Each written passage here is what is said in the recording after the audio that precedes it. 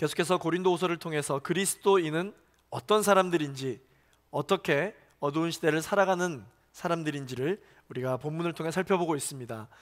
지난주 본문을 여러분 기억하시나요? 지난주 본문을 통해서 사도 바울은 그리스도인들은 낙심하지 않는 사람들이다 라고 이야기를 하면서, 왜 낙심하지 않느냐? 우리의 몸은 비록 자그마한 충격에도 깨져버리고 마는 연약한 질그릇과 같은 그러한 몸을 가지고 있다 할지라도 그 질그릇 안에 보배를 지니고 있기 때문에 어떤 고난이 다가오더라도 그 보배는 변함이 없기 때문에 우리의 인생은 가치 있고 존귀하며, 그리고 우리 그리스도인들은 낙심하지 않는다라고, 그렇게 우리가 함께 본문을 통해서 나누어 보았죠. 오늘 우리는 고린도후서 이 5장 말씀을 통해서 사도 바울이 그리스도인들이 낙심하지 않는 또 하나의 이유를 소개하는 것을 우리가 볼 수 있습니다. 오늘 본문 1절 말씀을 같이 한번 읽어보겠습니다. 시작.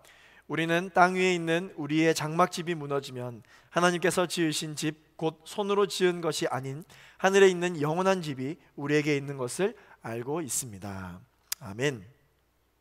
사도 바울이 그리스도인들이 낙심하지 않을 수 있는 또 다른 하나의 이유를 소개하는 것 중에 하나가 무엇이냐면 바로 집입니다. 집. 그리스도인들은 어떤 사람들이냐? 영원한 집을 받을 사람들이기 때문에 이 땅에서 사는 집이 충분치 않더라도 낙심하지 않는다, 그렇게 이야기를 하고 있습니다. 지난주 본문에서 우리 그리스도인들의 이 몸은 연약한 질그릇이라고 비유를 했죠. 오늘 본문에서는 또다시 어떻게 비유를 하고 있냐면 이 집이라고 하는 이 구조물에 비유를 하고 있습니다. 오늘 본문 1절 말씀을 아까 읽어보셔서 아시겠지만 이 집에는 두 가지 종류가 있습니다. 어떤 집이냐면요, 하나는 현재의 집입니다. 우리가 머물고 있는 이 집을 말하는 것이고, 또 하나는 미래의 집이 있다라고 이야기를 하고 있습니다. 이 두 집을 원어로 살펴보면 또 좀 달라요. 우리는 한글로 하면 그냥 하나의 집이지만 이 원어를 살펴보면 두 가지의 단어로 다르게 표현을 하고 있거든요. 먼저 첫 번째, 현재의 집입니다. 오늘날 우리가 살아가고 있는 이 몸, 이 현재의 집은 우리의 장막집이라고 또한 번역을 하기도 하고, 원어를 살펴보면 오이키아라는 단어로 기록이 되어지고 있습니다. 이 오이키아는요, 어떠한 집을 말하는 것이냐면 언제든 바로 즉각적으로 거두어 들일 수 있는 그러한 특징과 성격을 가지고 있는 집을 바로 이 오이키아 집이라고 이야기합니다. 장막집이라고 번역을 했죠. 오늘날 우리가 이해하기 편하기 위해서, 이해하기 쉽도록 여러분들에게 제가 소개해 드릴 것은 원터치 텐트 같은 거예요. 우리가 일시적으로 이렇게 집을 쳤지만 우리가 원하는 그때에 따라 일시적으로 바로 거두어 드릴 수 있는 그러한 성격의 집을 뜻하는 것이죠. 그래서 이 오이키아는요, 이 일시적인 특성 때문에 1절 말씀에 나와 있는 것처럼 땅 위에 있는 것, 집이긴 집이지만 무너질 수밖에 없는 집, 영원하지 않는 그러한 집이다라고 이야기를 합니다. 아무리 내가 이 땅에서 좋은 집을 살고 있다 할지라도 좋은 텐트에서 사는 것만 같은 그 정도의 수준에 불과하다라고 하는 것이죠. 장막집, 텐트와 같은 이 집은 영원히 우리가 머물 집이 아니기 때문에 비가 오거나 물이 새거나 조금 열악하더라도 그 텐트의 주인은 아무런 미련이 없습니다. 왜냐하면 그 텐트가, 그 장막이 자신이 영원히 머무를 집이 아니기 때문이죠. 어려움이 처하면 그 텐트를 걷는다 할지라도 미련이 남지 않습니다. 왜냐? 또 하나의 집이 있기 때문이죠. 영원한 집이 있습니다. 이것이 바로 두 번째 집입니다. 미래의 집이고 영원한 집, 오이코두멘이라고 하는 단어로 기록되어져 있는 집입니다. 이 오이코두멘은요, 아까 앞에 살펴보았던 오이키아라고 하는 집과는 다른 특성을 가지고 있는 집입니다. 이 오이코두멘은 튼튼하고요, 큰 건축물을 가리키는 단어가 바로 이 오이코두멘입니다. 그래서 우리 한글로 직역하면 건물과 같은 어떠한 그런 구조물로 번역을 할 수가 있어요. 마태복음에 보시면요, 헤롯이 지은 예루살렘 성전, 이 건물을 바로 오늘 우리가 살펴본 이 오이코두멘이라고 하는 단어로 기록이 되어지고 있습니다. 그리스도인들에게는요, 이 장막집이 있고 또한 어떤 집이 있느냐? 건물집이 있다. 바울은 부활할 우리 몸을 어떤 것이라고 표현하고 있냐면요, 바로 오이코두멘이다 라고 기록을 하고 있고요. 이것은 1절에서 어떻게 표현이 되어지고 있느냐, 손으로 지은 것이 아니기 때문에, 사람이 지은 것이 아니기 때문에 썩지 않는다, 죽거나 하지 않는 집이다, 하늘에 있는 영원한 집이다 라고 이야기를 함으로써 견고한 표현을 하고 있어요. 자, 여러분, 오늘 본문에서 이 집이라고 하는 이 개념을 가지고 사도 바울이 그리스도인들은 어떻게 사는 사람들인지를 표현을 해보고 있는데요, 계속해서 한번 살펴보도록 하겠습니다. 장막집에 사는 사람들은요, 모든 사람들이 습관처럼 하는 공통적인 특징이 있는데, 그것이 무엇이냐면 바로 단식한다라고 기록하고 있습니다. 오늘 본문 2절 말씀을 같이 한번 읽어보겠습니다. 시작. 우리는 하늘로부터 오는 우리의 집으로 덧입기를 간절히 사모하며 이 장막집에서 탄식하고 있습니다. 그리스도인들은 어떤 사람들이냐면요, 탄식하는 사람들입니다.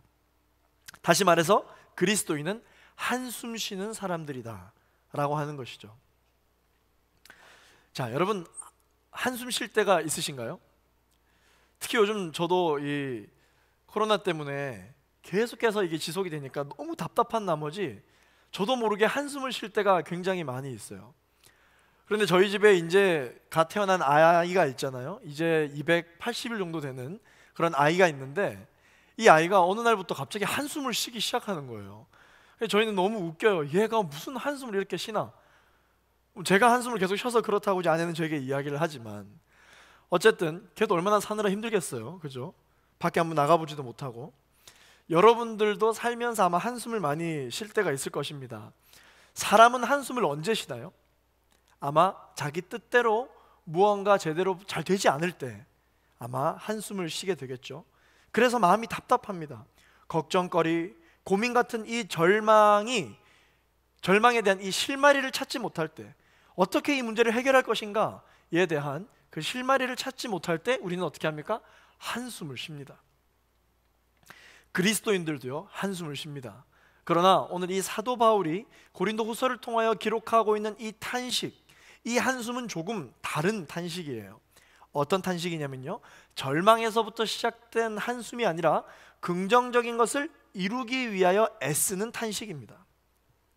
그래서 이 한숨은 언제 쉬는 것이냐, 그리스도인들은 언제 한숨을 쉬는 것이냐, 내 인생이 주님 뜻대로 잘 되지 않을 때, 그래서 답답할 때, 내 모습에서 예수님 모습을 닮은 모습을 찾아볼 수 없어서 고민이고 걱정일 때 한숨을 쉬는 사람들이 바로 그리스도인들이다 라고 하는 것이죠.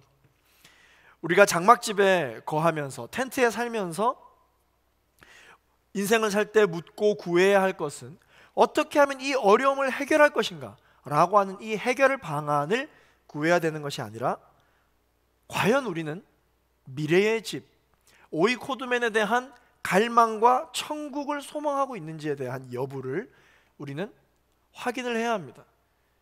그러한 갈망이 내 안에 없을 때, 천국에 대한 소망이 내 안에 없을 때 우리는 탄식하고 한숨을 쉬는 사람들이다 라고 하는 것입니다. 이걸 뭐라고 이야기하냐면 갈망이라고 이야기하는 것입니다. 갈망. 오늘 우리가 잃어버린 것은 어쩌면 환경, 체력, 여러 가지 어려움, 또한 코로나로 인하여 더욱더 양극화된 우리의 어떠한 상황들, 이런 것을 잃어버린 것이 아니라 어쩌면 우리가 이 갈망함을 잊어버리지 않았는지, 오늘 내가 예배를 드릴 때 하나님의 은혜를 반드시 받고야 말리라, 그래서 한 주간 승리하고야 말리라 라고 하는 이 갈망을 잊어버리진 않았는지, 여러분들에게는 이 갈망이 아직까지 건재하십니까? 정말 천국을 소망하는 이 갈망을 가지고 있다면 그 천국 소망이 현재의 삶을 이끌어 가게 될 것입니다. 사도 바울은 이렇게 고백합니다. 내일의 천국 소망이 오늘의 고난을 이겨내게 한다라고 하는 것입니다. 당장 문제가 해결되지 않는데 어떻게 미래의 천국 소망이 지금을 견딜 수 있게 한단 말인가? 지금의 이 문제가 조금이라도 해결될 기미가 보여야 우리가 천국을 소망할 수 있든가 말든가 할 것이 아닌가 라는 생각이 가장 기본적인 생각이겠죠. 제가 예를 하나 들어드리겠습니다. 특별히 우리 형제님들은 너무 잘 알 것입니다. 군대에서 혹한기나 행군과 같은 이 엄청나게 힘든 훈련이 있어요. 그런데 이 훈련이 끝나자마자 그 다음날 항상 뭐가 있는지 아십니까? 휴가가 있어요. 그리고 면회가 있습니다. 자, 여러분, 이게 우연으로 짜여진 일정일까요? 그렇지 않습니다. 일부러 그렇게 짜는 거예요. 왜냐하면 그토록 보고 싶었던 여자친구와 아니면 우리 부모님, 가족을 만날 그날을 지금 당장 만나지 않았지만 그날을 기대하면 그 소망 때문에 이때까지 경험해보지 못했던 힘든 훈련을 버틸 수 있는 힘이 생기거든요. 그래서 그렇게 일부러 짜는 거예요. 제가 또 한 가지 예를 더 들어드리겠습니다. 교통사고를 당해서 온몸이 다치는 바람에 일어나 앉을 수 없이 이 병상신세를 지게 된 청년의 이야기가 있습니다. 이 청년은 입원해 있으면서 온몸의 뼈가 망가지는 바람에 일어설 수도 없이 계속 누워서 병원 천장만 바라보는 그런 어두운 시간을 보내고 있었습니다. 그러면서 이 청년은 계속해서 어떤 생각이 들면서 뭐라고 자꾸 되뇌이느냐, 이제 내 인생은 끝났다. 젊은 날에 이게 뭐냐, 나는 이제 다른 경쟁자들과 다른 나의 친구들과 이제 다 뒤처지게 되었어. 나는 이제 어떻게 살아야 하나? 내 몸이 낫긴 할까? 낫는다 하더라도 과연 내가 온전히 살아갈 수 있을까? 내가 절면 어떡하지? 내가 살아가면서 뼈에 문제가 생겨서 다 회복하지 못하면 어떡하지? 나는 이제 끝났다. 계속되는 탄식으로 하루하루를 절망 가운데 살아가고 있었습니다. 계속해서 그러한 말들을 습관처럼 하는 것이죠. 그런데 이 청년을 간호하던 어머니가 있으셨습니다. 그 어머니가 창밖을 내다보면서 이 아들이 들을 수 있도록 계속해서 이야기를 해주었어요. 어떤 이야기를 해주었냐면요, 창밖의 날씨가 오늘 너무 화창하다는 거예요. 이 창밖을 내다보니 아이들이 너무나도 기쁘고 해맑게 뛰어노는 모습을 보고 있다. 봄이 와서 꽃이 피게 되었네. 이제 따뜻해졌어. 이제 가을이 되니까 또한 단풍이 졌네. 여기서 보는 경치는 정말 끝내준단다. 오늘은 겨울인데 눈이 너무 예쁘게 내리고 있어 라고 멋진 광경을 계속해서 아들에게 말해 주었다라고 합니다. 그렇게 계속해서 멋진 광경을 이야기해 주었더니 이 청년이 조금씩 생각이 바뀌기 시작했어요. 그래, 나도 빨리 나아서 회복해서 그 경치를 나도 보고 싶어요. 나도 그 따뜻한 봄을 만끽하고 싶어요 라고 이 절망적인 부정적인 생각에서부터 그 멋진 광경을 보고야 말겠다는 소망과 긍정적인 생각이 생기기 시작했다라고 합니다. 그런데 이렇게 긍정적인 생각을 하고 난 그 순간부터 이 청년의 건강은 급속도로 좋아지기 시작했다라고 합니다. 그리고 이제는 일어나 걸을 수 있게 되어서 드디어 어머님이 늘 이야기해 주던 그 창밖에 서서 경치를 보려고 창문 앞에 힘들게 서게 됐어요. 그런데 여러분, 병원 밖의 경치는요, 어머니가 말해주던 것과는 완전히 달랐습니다. 병원 밖의 경치는 어머니가 얘기해주던 그런 멋진 자연 경관이 아니었고, 또 다른 병원 건물 벽에 가리워서 아무것도 보이지 않는 그러한 창 밖이었습니다. 그러면서 어머니는 이 절망적인 생각을 계속해서 하고 있는 이 아들에게 긍정적인 생각을 할 수 있도록, 이 절망의 순간과 어둠의 시간을 이겨낼 수 있도록 하기 위해서 어머니는 창밖을 내다보며 계속해서 상상하면서 매일같이 표현을 해줬던 것입니다. 그러한 건물 벽으로 아무것도 보이지 않는 그 광경을 보고 이 청년은 큰 깨달음이 있었다고 합니다. 내가 같은 어두운 시간을 보낸다 할지라도, 같은 고통의 시간을 보내고 있다 할지라도 어떤 생각을 하는지에 따라 내가 이 현재를 바꿀 수 있구나, 어떤 소망을 갖고 사는지에 따라 이 현재의 고통을 내가 이겨낼 수도 있겠구나 라고 하는 것을 이 청년은 새롭게 깨닫게 된 것이죠. 사랑하는 청년 여러분, 이 그리스도인들은요, 하늘로부터 얻을 몸에 대한 소망으로 땅에 있는 몸의 탄식을 이기는 사람들입니다. 그렇기 때문에 이 바울은 뭐라고 고백하느냐, 우리 모두 결국 부활 몸을 얻을 그리스도인들이기 때문에 이 땅 위에 육체를 벗게 되어진다 할지라도, 이 벗는다는 게 뭡니까? 죽음을 의미하는 것이죠. 벗게 된다 할지라도 우리는 결코 벌거벗은 자가 되지 않을 것이다 라고 고백을 하고 있습니다. 오늘 본문 3절 말씀을 우리 같이 한번 읽어보겠습니다. 시작. 만일 우리가 이 장막을 벗을지라도 벗은 사람들로 발견되지 않을 것입니다. 그리스도인들이 아닌 비그리스도인들은 죽으면 끝이라고 생각을 하기 때문에 이 죽음의 모든 인생의 목적이 다 담겨져 있습니다. 그러나 그리스도인들은 죽음이 인생의 끝이 아니고 부활할 것을 믿는 사람들이기 때문에 인생의 목적이 이 땅에 사는 이 삶이 아니라 영원한 인생이 그들의 목적이 되기 때문에 낙심하지 않는다라고 사도 바울이 힘주어서 이야기를 하고 있는 것이죠. 그리스도인들이 탄식을 하는 이유가 하나 더 소개되고 있는데요, 그 이유가 무엇이냐면 바로 인생을 살아가는 모든 사람들이 무거운 짐을 지고 장막집에 살고 있기 때문이라고 이야기를 하고 있습니다. 4절 말씀을 같이 한번 읽어볼게요. 시작. 우리는 이 장막에 살면서 무거운 짐을 지고 탄식하고 있습니다. 우리는 이 장막을 벗고자 하는 것이 아니라 그 위에 덧입고자 하는 것입니다. 이는 죽을 것이 생명에서 삼켜지게 하려는 것입니다. 아멘. 인생을 사는 게 마치 무엇과 같느냐? 무거운 짐을 지고 사는 것과 같다라고 이야기를 합니다. 많은 예를 들어드리지 않아도 여러분 이것은 어떤 느낌인지 우리 모두가 잘 알게 될 것입니다. 그런데 이 사도 바울이 이야기하는 무거운 짐, 이 무거운 짐은 도대체 무엇을 뜻하는 것일까요?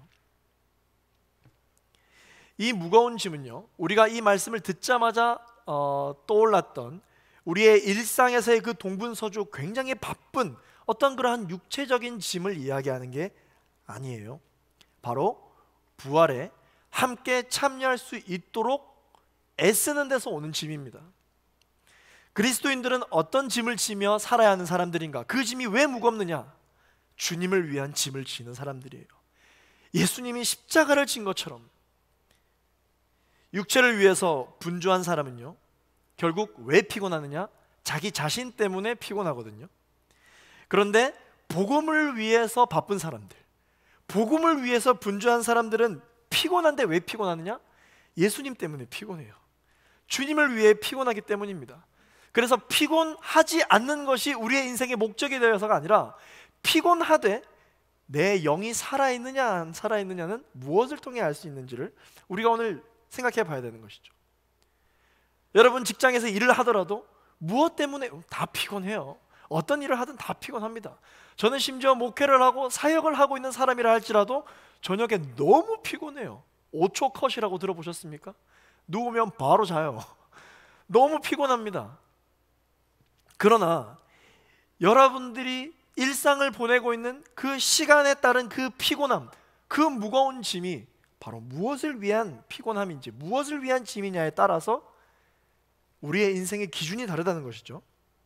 오늘 4절 말씀해 보시면 장막을 벗는 것이, 어떻게 하든지 이 장막을 빨리 벗어던지는 것이 그리스도인들의 문제 해결 방법이 아니라, 그리스도의 문제 해결 방법은 그 장막집 위에 덧 입는다라는 것입니다.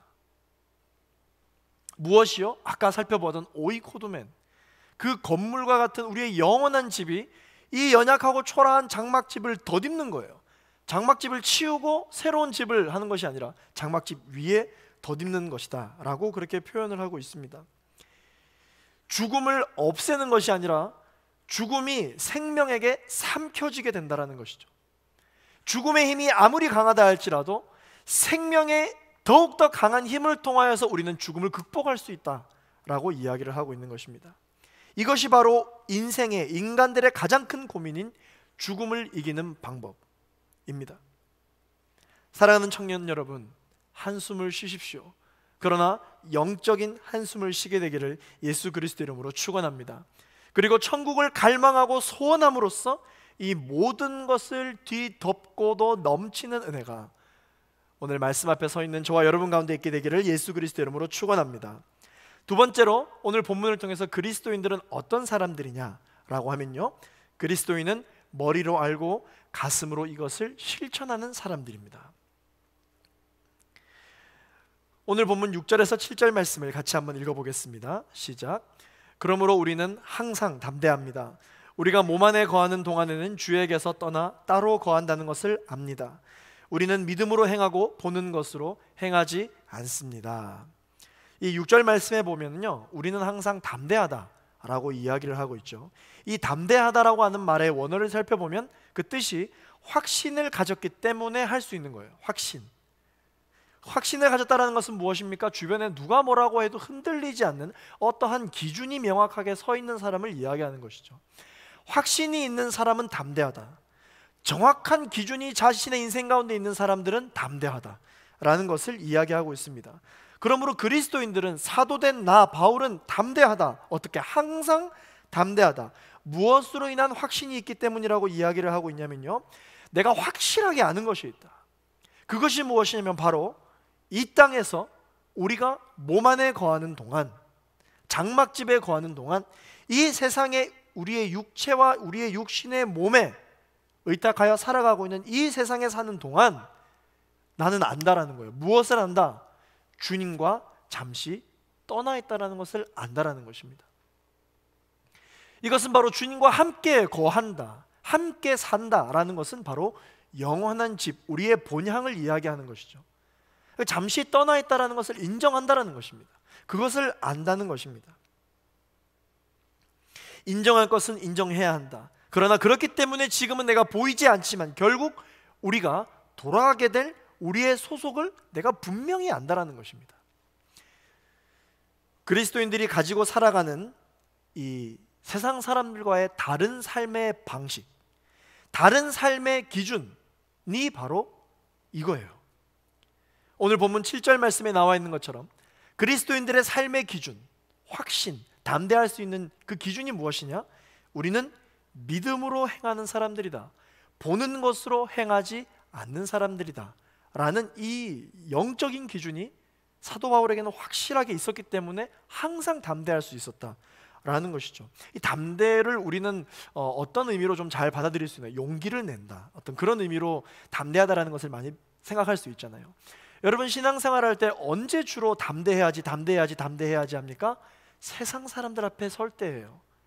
세상 사람들 앞에 세상의 기준으로 설 때는 전혀 담대할 필요가 없습니다. 그들과 똑같기 때문에. 그러나 세상 사람들 앞에서 그리스도인의 기준으로 설 때 우리에게 필요한 게 뭡니까? 담대한 것이죠.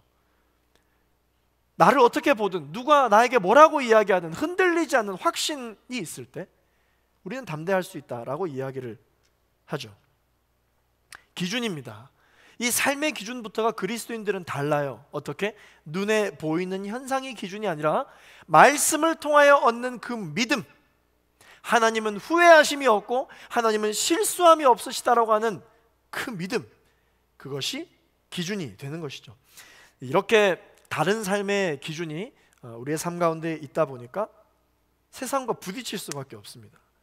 세상 사람들에게 이해받지 못하는 경우가 생깁니다. 왜냐? 이런 기준 자체가 세상 사람들에게는 낯설기 때문입니다. 낯설어요. 기준이 다르니까.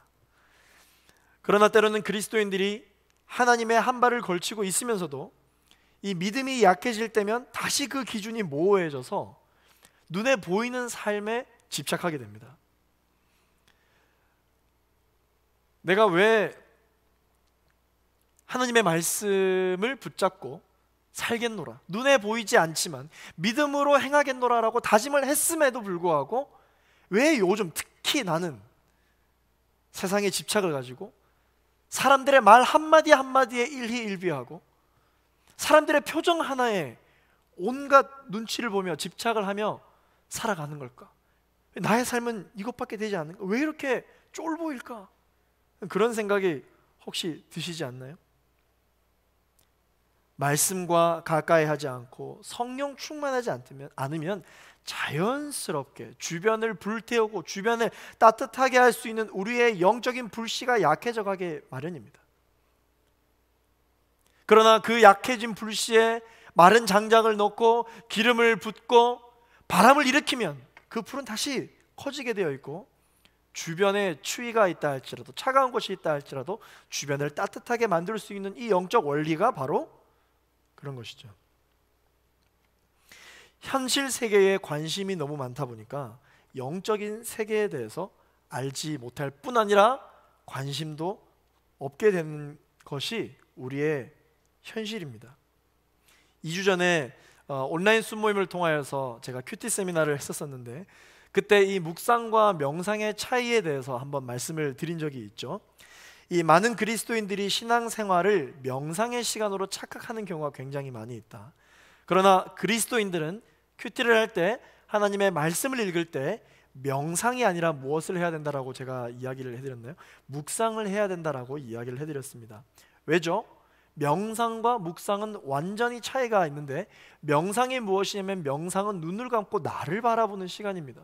나는 누구인가? 내가 어떤 사람인가? 지금 내 환경은 어떤가를 보는 게 명상이죠. 그렇기 때문에 나를 바라보기 때문에, 눈을 감고 나를 바라보기 때문에 결국 이 생각과 생각의 열매와 결과는 뭡니까? 실망밖에 없는 것입니다. 절망밖에 없어요. 그러나 여러분, 묵상은 다릅니다. 묵상은 나를 바라보는 시간이 아니라 하나님을 바라보는 시간이기 때문에, 하나님을 바라봤더니 결국 열매와 결과는 무엇입니까? 소망만이 남는 것이죠. 그렇기 때문에 그리스도인들은 끊임없는 이 묵상의 애씀, 말씀을 가까이 하겠다라는 노력을 통해서 무엇을 유지해 나가며 살아가는 사람들이냐? 보는 것으로 행하지 않고 믿음으로 행하는 삶을 지켜나가는 사람들이다 라는 것이죠. 세상과 다른 기준으로 살아간다라고 하는 것은 당연히 여러분들의 삶의 기준이 다르다는 것이고, 여러분들의 삶에 뿌린 씨앗이 다르다라는 것이죠. 그러면 당연히 수확하는, 거두어들이는 열매와 결과 또한 세상 사람들과는 완전히 다릅니다. 세상 사람들과 똑같이 살고 똑같이 생각하고 똑같이 씨앗을 뿌리면 당연히 똑같은 것을 얻게 되겠죠. 그러나 우리가 다른 기준으로 살아간다면 당연히 다른 과정과 다른 결과와 다른 열매를 얻게 될 것입니다. 사랑하는 청년 여러분, 여러분을 세상 사람들에게 있어서는 낯선 지식으로, 세상 사람들의 기준으로서는 낯선 사람들로 살아가는 그러한 인생으로 저는 여러분들을 초대하기를 원합니다. 제가 몇 인물을 소개해드리겠습니다. 여러분들이 잘 아는 노아를 한번 생각해 보십시오. 지금 우리는 노아를 생각할 때 성경의 기록대로 당대의 완전한 자다, 의인이다, 하나님과 정말 가까운 사람이다 라고 생각하면 노아를 닮고 싶어 하시겠지만, 나도 믿음을 가지고 방주를 지는 어떤 그런 영적인 업적을 남기고 싶으시겠지만, 여러분, 노아가 어떤 사람이었습니까? 가뭄으로 비 한 방울 나지 않는 흉흉한 때에 비가 올 것이라는 하나님의 말씀을 기준으로 삼았어요. 그래서 방주를 짓기 시작했는데 어디에 지었느냐? 산 꼭대기에 지었다는 거예요. 산 꼭대기에 큰 배를 지었습니다. 오늘날 누군가가 산 꼭대기에 배를 짓는다 할지라도 전 세계 뉴스에 다 날 거예요. 그렇죠? 속보입니다 하면서 막 날 거예요. 자, 여러분, 그 당시 세상 사람들은 노아를 어떻게 생각했을까요? 지금 우리가 생각하는 것처럼 존경하고 싶고 대단한 사람으로, 하나님과 가까이 지내는 사람으로 생각했을까요? 욕했겠죠. 아브라함도 그랬습니다. 안전과 재정이 보장된, 모든 환경이 보장된 본토 친척 아비집을 떠난 사람이에요. 지금 우리가 그저 우리 고향집을 떠나, 여러분들의 고향을 떠나 다른 타지에서, 이 정도의 개념이 아닙니다. 그 당시에는 공동체 사회, 시족 공동체의 사회였기 때문에 본토 친척 아비집을 떠난다, 이 시족 공동체의 울타리 밖을 떠난다라고 하는 것은 아무도 자신을 보호해 줄 사람이 없다라는 것입니다. 그렇기 때문에 어떠한 갈취와 어떠한 그런 도적들을 만나기 쉬운 그 상황에서 본토 친척 아비집을 떠난다, 공동체를 떠난다라는 것은 생명을 주님께 거는 것입니다. 본토 친척 아비집을 떠나라고 이야기하는 하나님의 말씀만을 붙들고 아브라함이 떠났는데, 지금은 우리가 믿음의 조상이라고 이야기를 하지만 그 당시에 세상 사람들은 아브라함을 어떻게 생각했을까요? 뭐라고 이야기했을까요? 다윗도 그랬습니다. 모두가 벌벌 떠는 골리앗 앞에 갑옷도 없이 만군의 여호와 하나님만을 믿고 나아갔습니다. 블레셋군에 있는 진영에 있는 사람들뿐만 아니라 이스라엘 백성들, 믿는 사람들 또한 그런 다윗을 보고 뭐라고 이야기했을까요? 어떻게 생각했을까요? 다른 기준이 있었고 다른 지식이 있었습니다. 사랑하는 청년 여러분, 노아처럼 아브라함처럼 다윗처럼 하나뿐인 이 인생을, 어디 한 곳이라도 목숨을 걸고 열정적인 인생을 살고 싶으십니까? 나도 그런 인생, 다른 사람들이 뭐라고 말해도 흔들리지 않고 목숨을 걸고 열정적으로 나아갈 수 있는 그런 인생 살아가고 싶으신가요? 여러분, 자기 자신을 위해서 목숨을 걸었던 사람은 한 명도 없습니다. 오히려 그래요. 자신을 위해서 목숨을 거는 사람은 없습니다. 그러나 사랑하는 사람을 위해서, 사랑하는 가정을 위해서, 사랑하는 누군가를 위해서, 사랑하는 어떤 존재를 위해서 목숨을 거는 사람은 많이 있어요. 의외죠. 사랑하는 청년 여러분, 이 하나뿐인 인생을 살아갈 때 여러분들 예수님을 사랑하며 살겠다고 결단하셨나요? 그 예수님이 십자가를 질 수 있었던 이유가 무엇인지 아십니까? 그것은 바로 저와 여러분을 먼저 사랑하셨기 때문에 목숨을 걸고 십자가를 질 수 있었던 것입니다.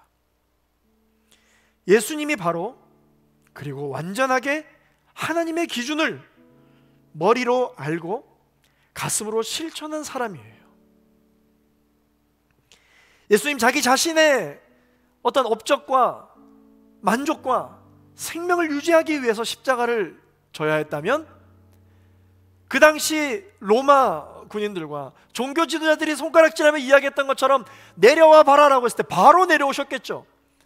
근데 안 내려오셨어요. 왜? 저와 여러분을 살리기 위해서, 사랑하는 사람을 위해서 목숨을 거셨던 거죠. 마찬가지로 저와 여러분도 나를 위해서 살려면 아마 목숨이 안 걸어질 것입니다. 그러나 사랑하는 우리 가족을 위해서, 사랑하는 나의 사람을 위해서, 사랑하는 누군가를 위해서, 누군가를 지키기 위한 목적이 여러분들의 비전 가운데 세워진다면, 노아처럼 다윗처럼 아브라함처럼 목숨을 걸고 주변 사람들이 나에게 뭐라고 이야기할지라도 확신을 가지고 담대하게 살아갈 수 있는 인생을 살아가실 수 있게 될 것입니다. 오늘 이 말씀 앞에서 우리의 모습을 한번 볼까요? 우리는 주님을 기쁘시게 하는 삶보다는 사람을 기쁘게 하는 삶을 살려고 혈안되어 있죠. 주님이 기뻐할 만한 삶이라며 떠들어대지만 실상은 사람들끼리 희희낙락하는 삶에 매여 있습니다. 내가 사람을 웃길 수 있는 사람인가? 사람의 이웃의 얼굴에 미소와 행복을 줄 수 있는 사람인가? 그렇게 영향을 미치고 있는 사람인가? 이 생각에 몰두해서 살고 있지, 하나님의 입가에 웃음을 짓게 할 수 있는 사람인가? 내 인생이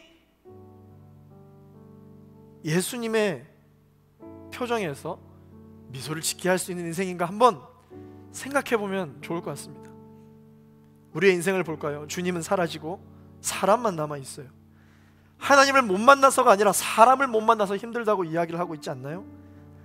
사람에게 만족하고 사람에게 실망합니다. 사람에게 감격했다가 사람에게 분노합니다. 사람을 흠모했다가 사람을 싫어합니다. 사람을 만나지 못해서 그토록 안타까워하다가 사람을 만나고 나면 그토록 짜증을 냅니다. 주님을 기쁘시게 하는 일에 몰두하지 않으니까 사람에게 시달리고 있어요. 사람이란 다 그렇지, 사람에게 무슨 선한 거 있겠어 라고 스스로를 위로하고 결단하면서 영적으로 동기부여 생각하며 나아가면서 가끔은 목회자를 의지하기도 하고, 가끔은 순장을 의지하기도 하고, 그룹장을 의지하기도 하고, 내 인생의 위인으로 삼을 만한 어떤 영웅을 필요로 하기도 하지만 우리는 결국 목회자한테도 실망하고 우리의 영웅에게까지도 실망할 것입니다. 그리스도인들은 어떤 사람들입니까? 사람을 기쁘게 하는 일에 계획하지 않고 집착하지 않는 사람들입니다. 나를 기쁘게 하는 일에 집착하지 않습니다. 주님을 기쁘게 하는 일에 집착하는 사람들입니다. 왜 우리의 인생은 이렇게 고되고 힘들까요? 예수 믿으면 좀 좋아질 줄 알았는데 크게 달라진 게 있나요? 왜 이렇게 힘들까요? 저는 여러분들에게 확신하여 담대하게 이야기할 수 있습니다. 한 번도 살아보지 않았기 때문이에요. 한 번도 우리가 걸어가고 있는 이 길을 걸어가 보지 않았기 때문에 힘든 거예요. 긴장의 연속입니다. 불안합니다. 걱정이 됩니다. 힘이 들어요. 그러나 여러분, 처음 가는 길도 어떤 생각과 어떤 마음을 가지느냐에 따라서 그 길은 완전히 달라요. 여행 좋아하시죠? 특히 코로나 때문에 제주도로 이렇게 여행을 다녀오시는 분들이 많던데, 제주도를 여행으로 가면 처음 가고 모든 것이 생소한 그 환경이 좀 불편해도 신나잖아요. 우와, 너무 불편한데 너무 재밌어요. 여행으로 갔기 때문에. 그런데 제주도로 출장을 가면 할렐루야, 기도 제목이 나오죠. 불편한 것이 짜증이 납니다. 모든 상황이 짜증이 나요. 사랑하는 제이풀 청년 여러분, 그리고 영상으로 우리 함께 예배하고 있는 우리 250여 명의 우리 보고 싶은 청년 여러분, 우리는 그리스도인이기 때문에 어떠한 시각을 가지고 있어야 되느냐? 미래적인 안목을 가지고 있어야 합니다.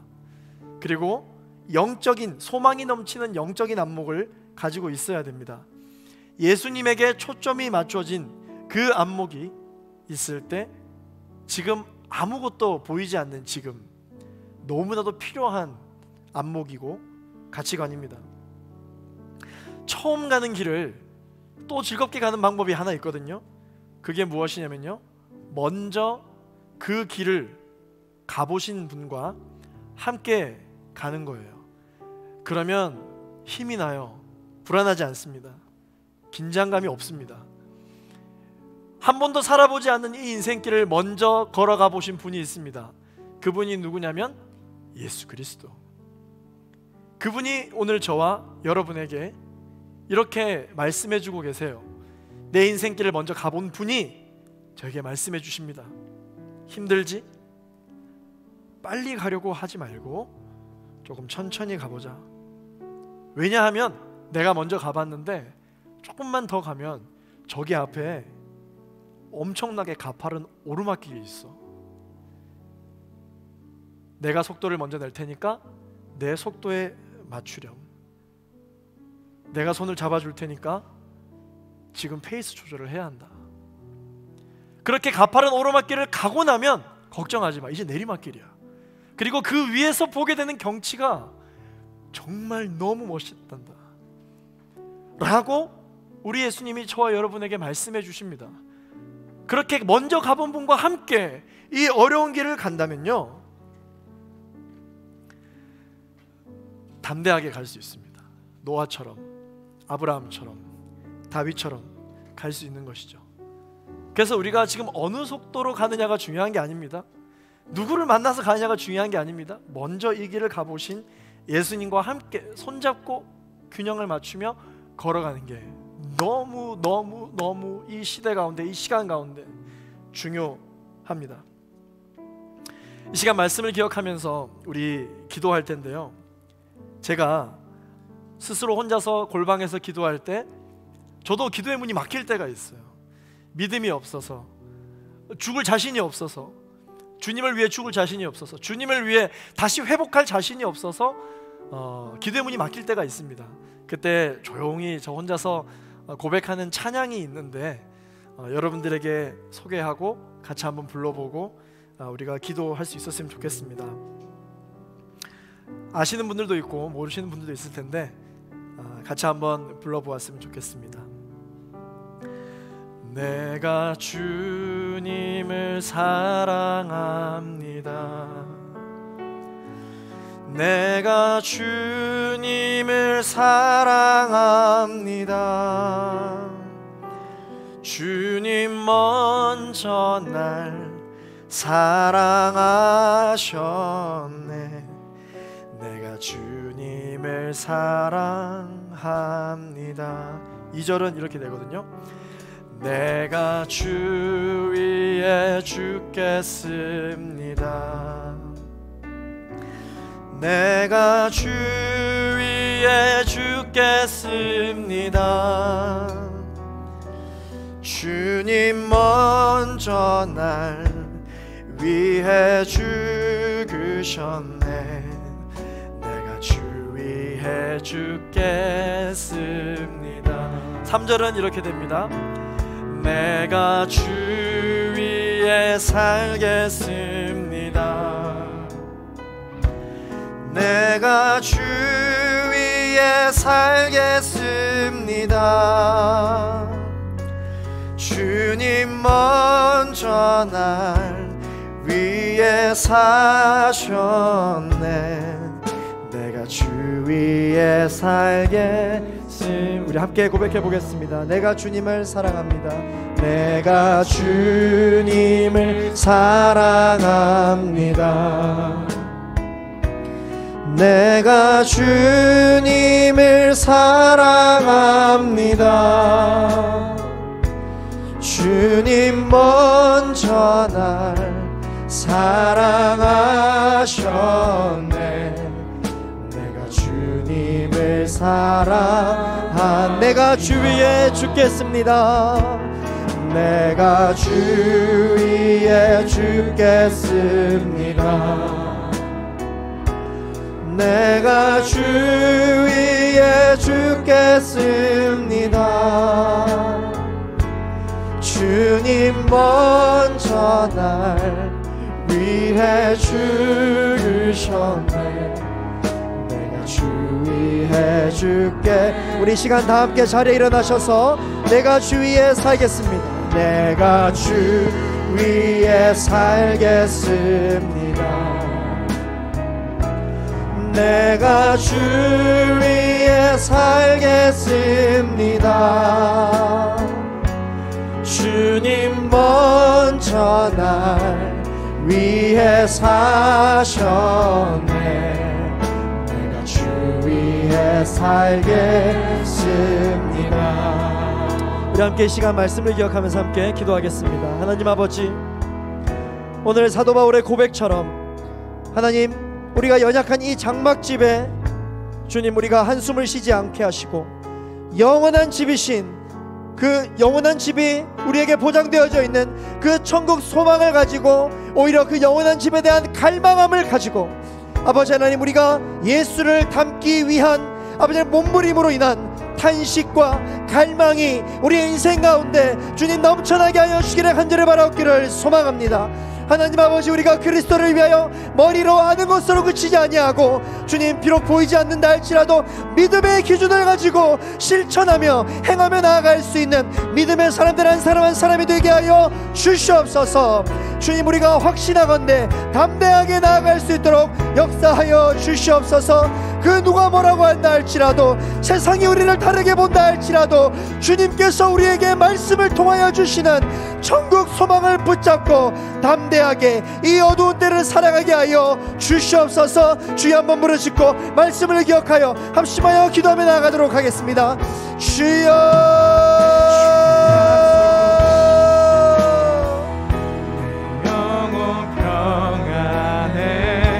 거룩하신 아버지 하나님, 크신 주님의 계획 내가 있게 하여 주시기를 간절히 바라기를 원합니다. 주님, 아버지 그렇게 역사하여 주시옵소서. 아버지 하나님, 우리의 몸은 아버지 연약하여 썩어지고 없어질 것이라는 것을 우리가 인정하게 하여 주시고 알게 하여 주셔서 아버지, 이 모든 상황 속에서도 이 어려운 시간 가운데서도 주님만을 붙잡고 나아갈 수 있는 우리 모두가 되게 하여 주시옵소서. 아버지 하나님, 우리가 왜 이런 인생이 아버지 손아프고 힘든 것인가? 한 번도 살아가지 않았기 때문입니다. 아버지는 그러므로 절망에 사로잡히지 아니하고 주님만을 바라보며 희망과 소망에 가득 찬 아버지는 우리들의 고백이 넘쳐나는 내가 있게 하여 주시기를 간절히 바라기를 원합니다. 나의 인생길을 먼저 가보신 예수 그리스도의 손을 붙잡고 나가게 하여 주옵소서. 주님만을 붙잡고 나가게 하여 주시옵소서. 오늘 주님께서 나에게 말씀하여 주십니다. 힘들지? 빨리 가려고 하지 말고 균형을 유지하라고 말씀하여 주십니다. 왜냐하면 조금 가다 보면 여기 앞에 더 빠른 오르막길이 있는데 그것 또한 주님께서 우리에게 말씀하여 주시며 그것을 위해서라도 주님 우리에게 아버지 하나님 같이 가자고 주님께서 말씀해 주시는 줄로 믿습니다. 아버지 하나님 이 시간 우리가 아버지 하나님 오르막길을 걸어가는 것에 대하여 두려워하지 않게 하여 주옵시고 우리의 인생길을 먼저 가본 주님만을 붙들고 나아갈 수 있는 우리가 내가 있게 하여 주시기를 간절히 바라기를 소망합니다. 주님 기름 부어 주시옵소서. 주님 채워 주시옵소서. 할렐루야. 주님을 찬양합니다. 주님 기름 부어 주시옵소서. 하나님 아버지 감사합니다. 나는 연약한 질그릇과 같고 또한 결국은 썩어지고 없어질 원터치 텐트와 같은 인생을 살아가고 있는데 하나님 우리가 장막집에 거하여 살아가고 있다 할지라도 낙심하지 않을 수 있는 이유는 하나님께서 우리를 위한 영원한 집 천국을 준비해 주셨기 때문이라고 말씀하여 주셨습니다. 하나님 감사합니다.